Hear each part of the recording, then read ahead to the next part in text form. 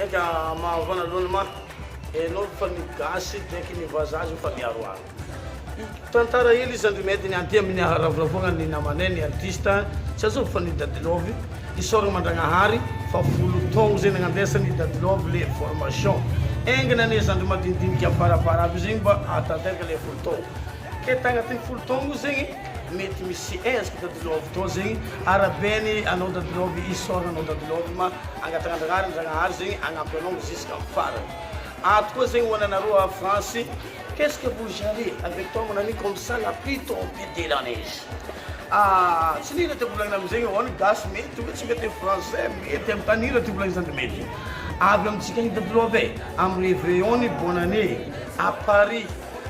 Maro feky tany krokodily ty à France jiaby isoragna maleva oka jiaby tato nagnano le fety ny Dadilovy anniversaire ny avike misy saint-Jean-de-Mety jiaby.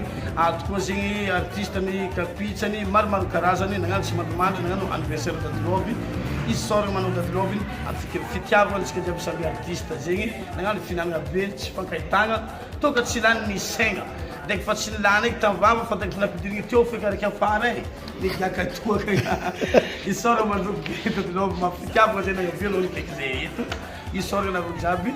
Avy koa zay à France ho avy aminareo zay Dadilovy ma andega pitiky ambiance antsika jiaby à Paris maromaro tany regnana andegnanaovana le hoe fididignana mikasiky ny ambiance mikasiky Dadilovy engana nareo zandry jiaby afarafara mba atanteraka le hoe folo taogno samy atoko fatagnatin'ny folo taogno zay fa misy ezaka zay taogno engatagna koa zay tsy kivy nareo le mpanakatavarany mba agnatanteraka le ezaka amin'ny formation angatagna amy Zagnahary antsika jiaby mpanakanto ho fankatia jiaby hoany ambadiky mampiady tsy mampiady artiste fankatia zay jiaby jiaby isoragna anao Dadilovy isoragna koa zegny le vahoaka amin'ny avara.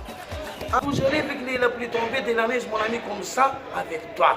Courage nareo jiaby le nareo zay tikina amy teny gasy. Tafaboaka reo le jalahy igny. Tegna tafaboaka jalahy manambady vaza.